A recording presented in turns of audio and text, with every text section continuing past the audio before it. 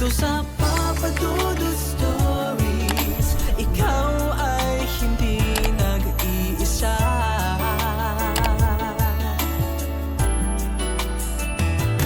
Dito sa Papa Dudut Stories, may nagmamahal sa'yo.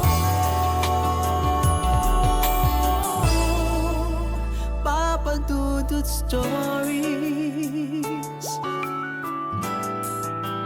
Papa Dudut Stories. Dear Papa Dudut, sa lahat po ng mga nakatutok ngayon, huwag pong kalimutan mag-like, mag-share at mag-subscribe. Maraming salamat po sa inyong lahat.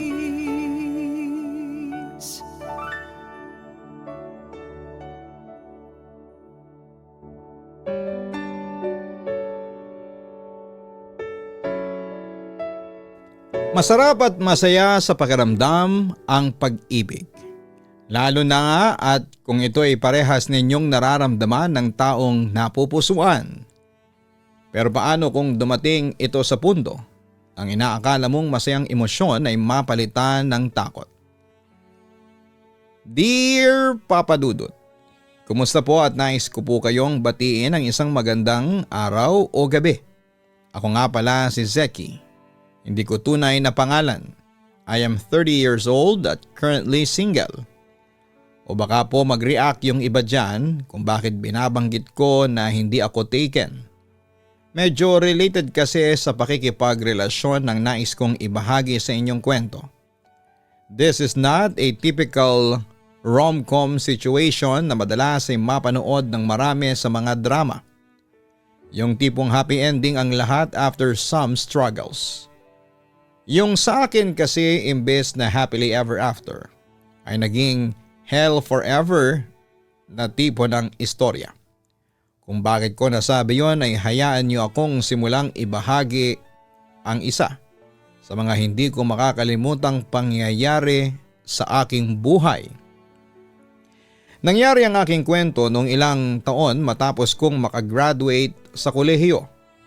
At kakalipat pa lamang sa isang pribadong kumpanya sa Manila.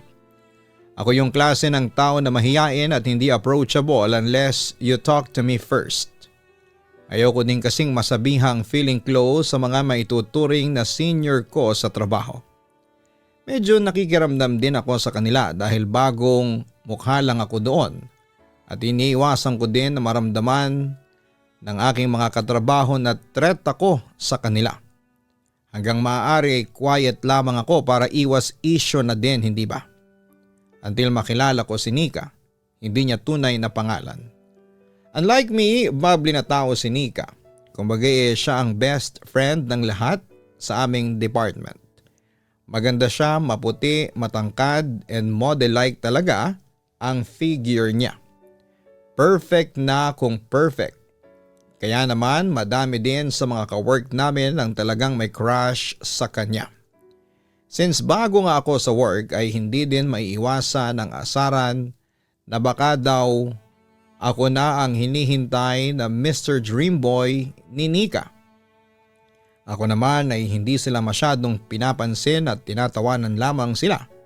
Dahil sino ba naman ako, hindi ba? Simple lang akong manamit at hindi naman gaanong kagwapuhan para magustuhan ng isang diyosang kagaya niya. Although aaminin ko po sa inyo na type ko din talaga si Nika. Sino ba naman kasing hindi mahuhulog sa kanya bukod sa maganda ay super bait pa niya. Ni sa hinagap ay hindi po talaga ako umasa at nangarap na mapapansin ako ni Nika. Kaya naman laking gulat ko noong bigla niya akong yayaing lumabas, kaming dalawa lamang. Medyo duda pa nga ako noong una dahil baka naman napipilitan lamang siya dahil nga sa panunukso ng aming mga kasamahan sa trabaho. Pero dahil ayaw kong mapahiya siya ay pumayag din ako sa gusto niyang hangout na kaming dalawa lamang. Kabado pa nga ako noon na akala mo naman ay first time ko lang na makipag-date. Pagdating ni Nika ay dumiretso na din kami kaagad sa napili naming kainan. Habang nagkwekwentuhan kami ay mas nakilala ko pa si Nika. Dito ay mas lumalim ang aming nararamdaman sa kanya. Pagkatapos ng date namin na yon ay nag-usap kami na muling lalabas kapag nagkaroon muli ng oras. Super saya ko ng oras na yon, Papa Dudut. Sino ba namang mag-aakala na makakadate ko ang dati pinapangarap ko lang na babae? Hindi ko tuloy maiwasang umasa na baka nga naman tama ang mga katrabaho namin na ako ang hinihintay na Mr. Dreamboy ni Nika. Naulit pa ng ilang beses ang paglabas-labas namin na yon ni Nika hanggang sa dumating sa punto na umamin ako sa kanya. Matagal bago siya sumagot sa akin, akala ko talaga ay mababasted ako ng mga oras na yon. Pero laking gulat ko nang bigla na lamang akong yakapin ni Nika. Sinabi niya sa akin na matagal na din niya akong nagugustuhan kaya naman siya na ang nag-first move upang mas magkakilala kami. Hindi ko talaga napigilan ang sarili ko ng mga oras na yon at talaga namang nayakap ko din siya ng mahigpit. Dala na rin ang sobrang kasiyahan namin ay nauwi kami sa mas malalim na aksyon ng oras at araw na yon. Pagkapasok namin kinabukasan ay tinutokso na kami ng aming mga kasamahan. Dahil nabalitaan nila na kami na nga ni Nika. Ako naman ay ngiting-ngiti lamang habang nagpapasalamat. Sa gitna ng kasiyahang yon ay napansin ko ang head namin na tila binibigyan ako ng hindi magandang mga titig. Hindi ko alam kung bakit pero parang may something sa mga tingin niya sa akin. Si Nika naman ay iwas ang tingin sa kanya, marahil ay uncomfortable din si Nika sa mga titig na ibinibigay nito sa akin. Ako naman ay alam kong wala akong ginagawang masama sa kanya. Kaya naman hindi ko ito pinagtuunan ng pansin. Isa pa ay baka guni-guni ko lamang naman ang masasamang tingin na yon ng aming head. Kaya naman hindi ko na ito masyado pang binigyan ng pansin. Ngunit may mga bagay na mahirap palang baliwalain. Lalo na kung harap-harapan itong nagpaparamdam sa iyo. Simula kasi nang malaman sa opisina ang relasyon namin ni Nika, ay lagi akong tinatambakan ng trabaho ng aming head. Minsan pa nga kahit alam kong tama naman ang ginawa ko, ay talagang ipapaulit pa niya ito sa amin dahil may nakita daw siyang mali. Alam mo yung pakiramdam na mainit ang mata niya sa iyo. Ganon na ganon ang pakiramdam ko ng mga panahong yon. Hindi ko naman maintindihan kung bakit o anong ginawa ko sa kanya para pag-initan niya ako. Mabuti na lamang talaga at nandyan si Nika na nakasuporta sa akin. Kaya naman kahit papaano ay naglighten ang dinadala kong bigat na yon. Masasabi kong napakaswerte ko kay Nika dahil napakabait niya talagang babae. Dumating pa nga sa punto na nag-uusap kami na magkasama na kaming dalawa dahil nakikita at nararamdaman ko din na siya na ang gusto kong makasama sa panghabang buhay.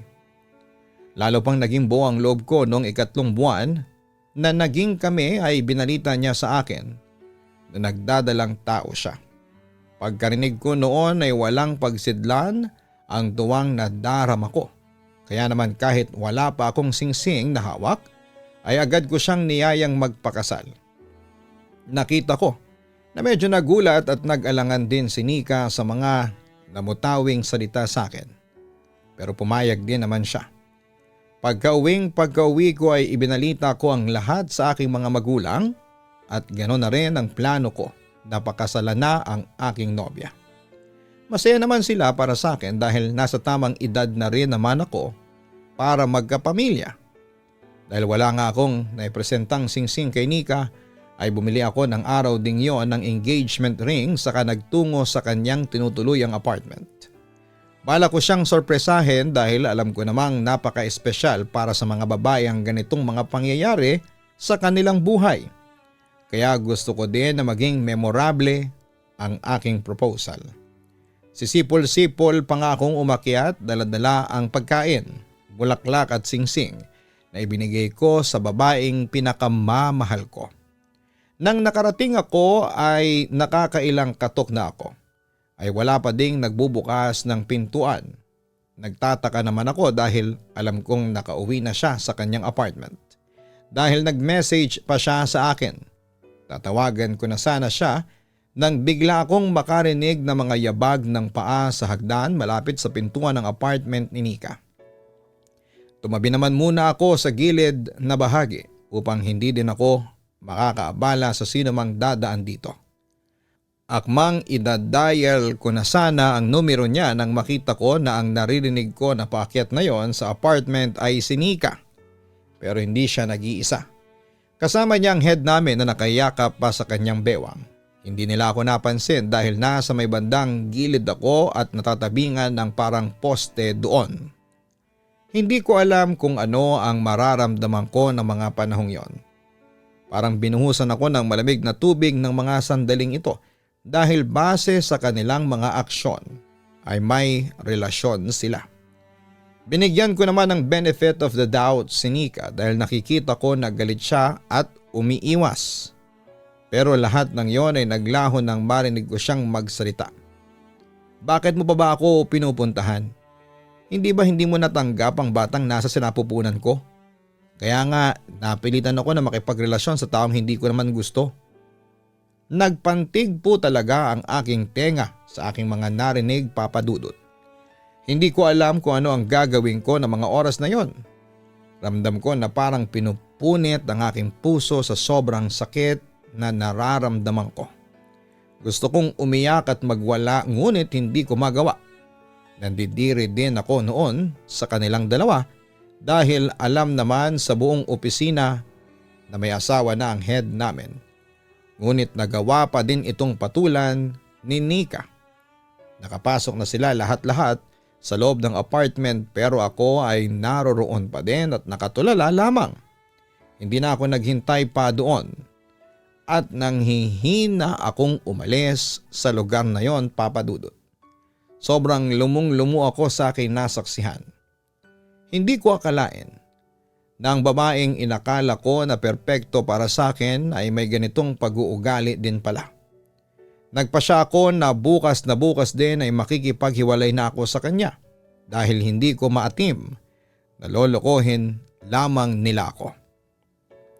Hinanda ko na ang aking sarili sa mga maaaring maganap kinabukasan ngunit hindi pumasok si Nika na bihira naman niyang gawin dahil nga kilala siya sa pagiging masipag. Kahit gusto ko siyang kausapin kaagad ay wala naman akong magagawa kung hindi ang maghintay dahil hindi naman siya pumasok. Gusto ko na lang din na matapos ang lahat ng ito kaya naman naisipan kong i-message na lamang din siya. Na nagsasabing alam ko na ang lahat ng tungkol sa relasyon nila ng aming head at makikipaghiwalay na ako dito. Masakit man sa akin ang mga nangyari ay kailangan ko itong tanggapin. May mga katrabaho kaming nagtatanong sa akin kung bakit wala si Nika pero sinabi ko na lamang na hindi ko alam dahil maging sa chat ko ay hindi din siya nag-reply. Ang tanging pumasok lamang ng araw na yon ay ang aming head na tila balisang-balisa. Halos gulong-gulo pa nga ang damit nito na akala mo ay hinatak mula sa pinakailalim na bahagi ng drawer. Nagtataka man ako ay mas nanaig sa akin ang aking galit. Kaya naman buong maghapon na yon ay hindi ko siya kinausap. Mukhang wala din naman itong balak na kausapin ang kahit na sino sa amin dahil nagkulong lamang ito sa kanyang opisina. Nang sumunod na araw ay hindi muli pumasok si Nika sa aming office. Maging ang message na sinend ko sa kanya kahapon ay nanatiling walang anumang response. Dahil gusto ko na ding matapos ang aking problema ay nagpasya akong puntahan na muli siya sa kanyang apartment upang personal na kausapin. Pagka-out ko sa opisina ay agad akong tumungo sa kanyang apartment. Pagdating doon ay nagtaka naman ako dahil napakadaming tao sa paligid at may mga pulis pa. Hindi naman ako tsismosong tao kaya naman dumiretso na ako sa aking pupuntahan. Ngunit habang papalapit ako ng papalapit doon ay parang mas dumadami ang komosyon na nagaganap. Nang makarating ako, ang apartment ni Nika ay nandoon ang ilang mga pulis at may caution stickers na nakadikit pa. Agad-agad naman akong lumapit sa mga pulis dahil iba na ang kabang aking nararamdaman. Tinanong ko sila kung ano ang nangyari at bakit naroon sila sa bahay ng aking katrabaho. Tinignan naman ako ng pulis at tinanong kung ano ang relasyon ko sa katrabahong tinutukoy ko para puntahan ko ito. Inamin ko naman sa mga ito na nobya ko siya, ngunit hindi ito nag-reply sa aking mga mensahe. Kaya naman naisipan ko siyang puntahan na lamang sa bahay niya. Nagbulungan ng mga pulis bago ko kinausap na kung maaari daw ba akong sumama sa kanila sa presinto upang matanong ng ilang mga bagay-bagay. Ayaw ko pang sumama noong una dahil natatakot ako kung bakit nila ako kailangang imbitahan. Samantalang nais ko lang namang makausap si Nika. Dito ay sinabi nila na ang nagmamay-ari daw ng apartment na aking pupuntahan ay wala na. Natagpuan daw itong patay ng kanyang landlady sa loob ng kanyang kwarto. Base sa naabutan nilang kalagayan ng katawan nito ay hindi ito simpleng aksidente lamang at maaring may ibang taong sangkot sa kanyang pagkamatay. Alam kong pinaghihinalaan ako ng mga pulis dahil nga sa relasyon ko kay Nika. Ngunit alam ko sa sarili ko na wala akong ginagawang mali kaya naman sumama din ako ng maayos sa kanila. Nang nasa presinto na kami ay tinanong lamang nila akong kung kailan ko huling nakita si Nika at ano ang ginagawa ko sa mga oras na kanilang nabanggit. Sinagot ko naman ang mga tanong nila ng maayos.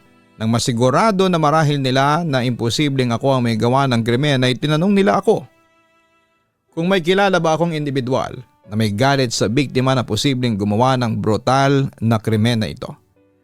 Wala naman ako masabing tao sa kanila dahil hindi pa naman kami ganon katagal ni Nika at kilala siya bilang mabait na tao. Ngunit nang mabanggit nila ang estimated na araw kung kailan siya nawala ay doon ako kinutuban.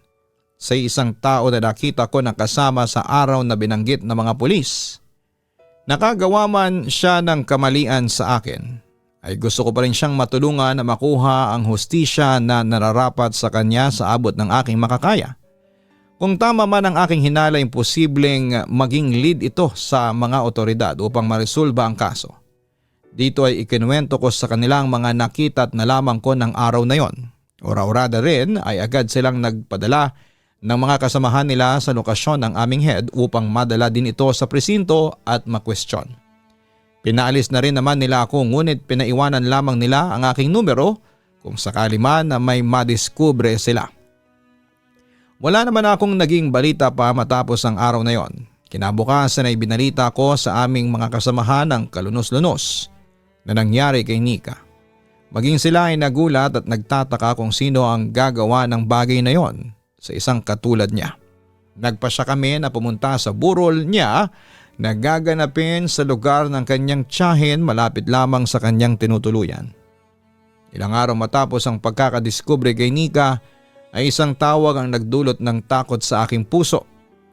Ayon kasi sa mga pulis na noong question daw nila ang aming head ukol sa aking nakita, ay wala daw itong alam sa aking pinagsasasabi. Kaya naman hinanapan muna nila ito ng ebidensya bago tuluyang maaresto. Nang nakakalap na daw sila ng sapat na ebidensya ay hindi na daw nila naabutan sa kanyang bahay ang aming head at posibleng nagtatago na ito. Mukhang tama nga ang aking hinala na ito ang may kagagawan sa nangyari kay Nika. Tumawag lamang daw sa akin ang mga pulis upang sabihan ako na mag-ingat dahil na nga din sa ako ang nakakita sa kanya at magsisilbing witness kung sakaling maiharap na siya sa korte. Parang nalutang ako matapos kong marinig ang bagay na yon. Dahil posibleng balikan ako ng head namin. Upang hindi ako gaanong maparanoid ay inisip ko na lamang na wala naman sigurong mangyayari dahil kung gusto man akong saktan ng taong yon ay noon pa niya ginawa yon.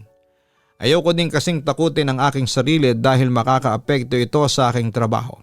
Mas kampante ako ng pag-uwi ko ay wala namang aberyang nangyari sa akin kaya naman akala ko ay maayos na ang lahat. Ngunit nagkamali pala ako. Pagka-uwi ko ay nahiga muna ako saglit sa aking kama dahil pakiramdam ko ay pagod na pagod ako. Parang napakaraming nangyari sa loob lamang ng ilang araw. Papikit na sana ang aking mata. Nang maramdaman ko ang kakaibang lamig sa aking paligid. Napatingin naman ako sa aircon na nasa aking kwarto ngunit same pa din naman ang temperatura nito kanina. Hindi maganda ang pakiramdam ko sa nangyayari kaya naman inikot ko ang aking paningin sa paligid. Nung una'y wala naman akong napapansin na kahit na anong kakaiba hanggang sa mapadako ang aking mata sa may kusina. Mula doon ay nakita kong nakatayo si Nika, tumutulo ang luha sa kanyang mga mata ngunit walang boses na lumalabas mula sa kanyang mga labi. Nanlamig ang aking katawan nang makita ang kanyang itsura. Duguan siya lalo na sa parte ng kanyang tiyan. Naalala ko tuloy bigla yung kwento sa akin ng mga pulis na tadtad ng saksak si Nika sa tiyan at ibang bahagi ng kanyang katawan. Kahit alam kong hindi na siya nabibilang sa ating mundong ginagalawan, ay mas nang ibabaw sa akin ang awa kesa takot dahil sa kanyang sinapit. Tatangkain ko sana siyang kausapin upang malaman kung bakit siya nagpapakita sa akin ngunit ang kanina ay malungkot na ekspresyon ng kanyang mukha ay napalitan ng takot. Itinaas niya ang kanyang kamay at tila may tinuturo sa may bandang cabinet ko. Nagtataka naman ako sa kanyang ginagawa and at the same time ay napapaisip din kung ano ang meron sa bahaging yon ng aking kwarto para ituro niya ito. Magsasalita na sana ako. Ngunit sinenyasan lamang ako nito, Papa Dudut, na huwag daw akong maingay. Sinenyasan din niya ako na sumunod sa kanya. Bagaman at nag-aalangan ako sa kung ano ang nais niyang ipahiwatig ay sumunod naman ako sa kanya. Lumabas siya ng aking bahay at doon ay biglang nawala. Nagpalingalinga pa ako sa aking paligid ngunit hindi ko na talaga siya nakita pa.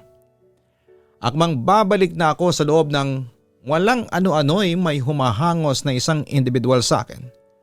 Kabado pa nga ako kung bakit ito tumatakbo patungo sa akin. Ngunit nang nasa harapan ko na siya, ay nalaman kong isa pala ito sa mga tinalagang pulis sa magbabantay sa paligid ng aking tinutuluyang bahay. Ayon sa kanya may nakuha siyang report mula sa isang misteryosong tawag na may pumasok daw na isang lalaki sa aking bahay habang nalingat siya sandali. Upang makasigurado ay agad kaming pumasok sa bahay upang tignan ang bawat sulok nito kung talagang may nakapasok nga ditong ibang tao. Pagpasok namin doon ay ang bukas na cabinet at bintana na lamang ang aming nakita. Doon ay tila nag-flash sa isipan ko si Nika. Kaya pala tinuturo niya ito sa akin dahil posibleng may ibang tao pala na nagtatago dito at binabalaan niya ako. Kung sino man ang pumasok na yon ay wala akong ideya. Upang hindi na maulit ang ganitong insidente ay napagpasyahan na lamang na lumipat ako ng ibang matutuluyan pansamantala hanggat hindi pa nakikita ang head namin. Ayoko naman hanggang sa trabaho ay may nakabantay sa akin kaya naman hindi na ako nagpasama pa dito. Kahit na nag-aalala ako para sa kaligtasan ko ay hindi ko naman maaaring hayaan na mapabayaan ko ang aking trabaho. Natapos naman ang buong araw na yon ng walang aberya. Paglabas ko ng opisina ay padiretso na sana akong patungo sa lugar kung nasaan ang nagbabantay sa akin ngunit nang patawid na ako ay muli ko na namang nakita si Nika. Umiiling ito sa akin na para bang nagsasabi na huwag akong tumuloy doon. Tumingin-tingin ako sa paligid ngunit wala naman akong makitang kahit na sinong kahinahinala. Kaya naman hindi ko maintindihan kung bakit niya ako pinagbabawalan. Napapakamot sa ulo na lamang akong tumuloy sa pagtawid. Nakakailang hakbang pa lamang ako sa may pedestrian lane nang may humarurot na sasakyan na biglang sumulpot sa may kanang bahagi ng kalsada. Tila nag-slow motion ang lahat sa akin habang nakatingin sa papalapit na sasakyan. Hindi ko maigalaw ang aking mga paa dahil sa gulat na aking naramdaman. Halos malapit na ito sa akin nang bigla ko maramdaman ang aking katawan na tila may humila sa aking katawan paalis sa kinakatayuan ko at natagpuan ko na lamang ang aking sarili na nakaupo sa may gilid ng kalsada habang ang sasakyan na kanina ay muntik nang makasagasa sa akin ay nagpatuloy lamang sa paganda. Rinig ko ang natatanantang komosyon ng mga nasa paligid ko ngunit wala akong maintindihan sa mga sinasabi nila. Blanko ang aking isipan sa mga nangyari. Paglingon ko sa aking likuran ay wala akong nakitang sino man na maaaring humila sa akin. Tinangka kong tumayo ngunit ramdam ko ang panginginig ng aking tuhod dahil sa pangyayaring yon. Naramdaman ko na lamang na may tumutulong sa aking tumayo at may tinatanong ito sa akin, ngunit hindi ko na talaga maintindihan. Ilang saglit pa ay nakita ko na lamang ang nagbabantay sa akin. Itinigil nito ang kanyang sasakyan sa harapan at inalalayan ako na makasakay doon. Habang nasa biyahe kami ay nagtanong ito kung ano ang naganap. Doon ay binahagi ko ang biglang pagsulpot ng sasakyan na yon at aksidenteng muntik nang mangyari sa akin. Sa mga nangyari sa akin ngayong araw ay parang na-trauma ako. Hindi ko akalain na ang simpleng pakikipagrelasyon ko kay Nika ay magdudulot pala sa akin ng ganitong karanasan sa buhay. Pagdating sa bahay na aking pansamantalang tinutuluyan ay doon lamang nag-sink in sa akin ang lahat. Mukhang si Nika muli ang nagligtas sa akin. Kung bakit niya ito ginagawa ay hindi ko alam. Nagpapasalamat naman ako sa kanyang ginagawa, ngunit hindi ko din maiwasang isipin na kung hindi dahil sa kanya ay hindi din ako masasangkot sa ganitong sitwasyon. Tila narinig naman niya ang aking mga hinaing dahil muli siyang nagpakita sa akin. Malungkot ang mukha nito na tila ba humihingi ng tawad. Matapos noon ay biglang muli siyang nawala na parang bula.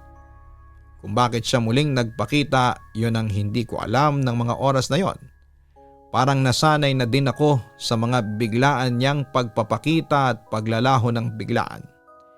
Ewan ko ba kung bakit imbis na matakot ako sa kanya ay parang normal lamang na makita ko siya kahit pa nga duguan ang kanyang itsura. Naisip ko din ang mga oras na yon kung gaano ang hirap at takot na naranasan niya habang ginagawa sa kanya ang brutal na krimen na yon. Nasa ganon akong pag-iisip nang makarinig ako ng kaluskos mula sa mga bintana ng kwarto na aking tinutuluyan. Agad akong tumayo upang silipin kung ano ang pinanggagalingan ng ingay na yon. Pero napatras din ako nang makita ko na mula sa bintana ay naroon ang aming head. Nakangisi ito sa akin na parabang tuwang-tuwa ito sa nakikita niyang takot sa aking mukha. Ibang-iba ang head na kaharap ko ngayon kumpara sa nakikita ko sa opisina. Tila nababaliw ang aking kaharap habang hawak-hawak nito ang isang kutsilyo. Napatras naman ako at akmang tatakbo na patungo sa pintuan, ngunit agad niya akong nahawakan at itinutok ang hawak niyang kutsilyo sa aking tagiliran. Bumulong pa ito sa akin na subukan ko daw sumigaw at matitikman ko daw ang kung anong dinanas ni Nika sa kanya. Galit na galit itong nagpatuloy sa pagsasalita at ako naman ay sinisisi nito sa mga nangyari. Ayon sa kanya, kung hindi daw sana ako pumasok sa relasyon nila ni Nika ay hindi daw niya magagawa ang lahat ng ginawa niya. Papayag din daw sana si Nika noon na ipalaglag ang batang dinadala niya, ngunit dahil sa pakikialam ko at pag ako dito ay hindi natuloy ang lahat ng kanyang plano at napilitan siyang patahimikin si Nika upang hindi makapagsumbong sa kanyang asawa.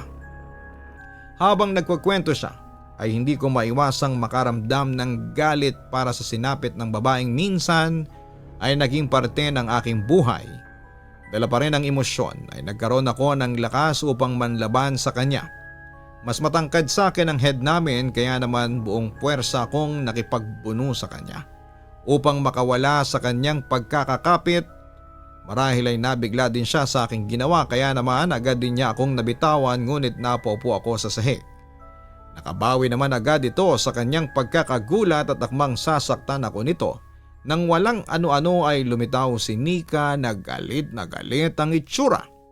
Hinawakan nito ang kamay ng aming head at pinigilan ito sa kanyang balak na gawin. Halos manlaki naman ang mata ng aming head matapos makita si Nika. Sumisigaw pa ito na paanong nandito ka? Pinatahimik na kita. Tinangka nitong kumawala sa pagkakahawak ni Nika, ngunit bigo ito. Marahil dahil na rin sa komosyon na aming ginagawa ay nakuha nito ang atensyon ng mga nagbabantay sa akin at agad silang pumasok sa loob at naaktuhan nila ang nakaabang kamay ng aming head, kaya naman nagpaputok sila ng baril upang pigilan ng balak nito. Natamaan ito sa kanyang dibdib, kaya naman agad itong bumulagta at doon mismo ay binawian ito ng buhay. Ako naman ay tulala lamang sa lahat ng mga nangyari. Nang medyo nahimasmasan na ako ay doon ko lamang naramdaman ang lahat ng emosyon. takot, tuwa, and finally ay kapanatagan ng loob dahil sa wakas ay natapos na ang problemang aking kinakaharap. Pagkatapos po ng lahat ng iyon at nang mahinga na ako ng statement ng mga pulis ay agad din naman akong pinauwi. Hindi ko malubos maisip na sa ilang araw na yon ay tila napakarami ng nangyari sa aking buhay. Natuloy naman ang pagpunta namin sa lamay ni Nika. Doon ay nagpasalamat ako sa kanya, Papa Dudut, dahil sa ginawa niyang tahimik na pagliligtas sa akin. Hanggang ngayon ay medyo trauma pa din ako sa pangyayaring yon. Tulad nga ng aking sinabi, parang road to hell ang karanasan kong ito. Pero kahit na ganoon ay marami din akong natutunan. Pero matatagalan pa ata bago ulit ako pumasok sa isang relasyon. Dito ko na po tatapusin ang aking kwento and more power po sa inyo. At marami pong salamat sa pagbabahagi ng aking liham sa inyong mga tagapakinig. Lubos na gumagalang, Zeki. Ang pag-ibig ay hindi lamang puro saya. Minsan ay may dala din po itong sakit, lungkot at maaaring takot sa ating buhay. Hindi man natin ito inaasahan ay madalas ay nagbibigay ito ng iba't ibang aral sa atin na siyang magsisilbi nating gabay sa hinaharap upang sa gayon ay hindi na muli tayong makagawa ng anumang bagay na siyang magdadala sa atin sa isa na namang kabiguan. Hanapin ang Kaistorya YouTube channel at mag-subscribe para sa mga horror stories na ating ina-upload. Ganon din ang Papa Dudut Family YouTube channel. Please subscribe. Maraming salamat po.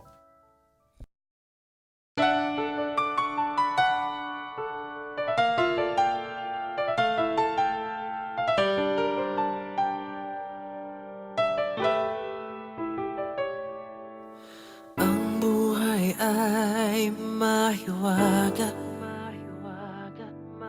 laging may lungkot at saya. Sa Papa Dudut Stories, laging may karamay ka.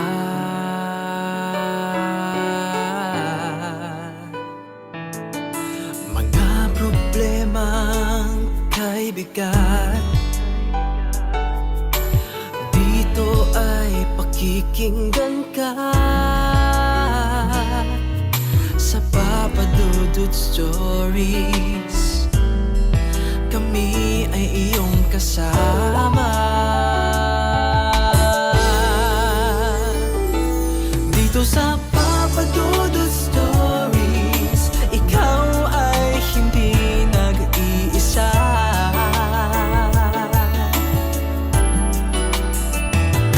Dito sa Papa Dudut Stories, may nagmamahal sa'yo. Papa Dudut Stories, Papa Dudut Stories,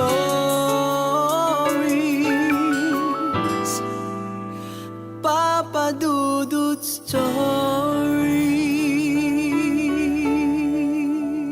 Pagkulitan. So ayun po guys, nagkakagulo na po tayo ngayon dito. Nakikita po natin si Hi everyone! So ayun na po, may mga bisita po kami. Andito po ngayon. Makipagtawanan!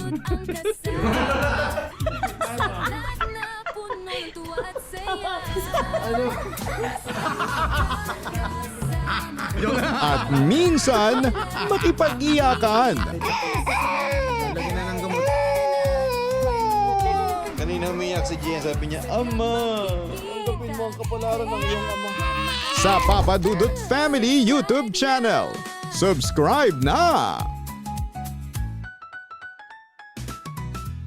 Dito sa Papa Dudut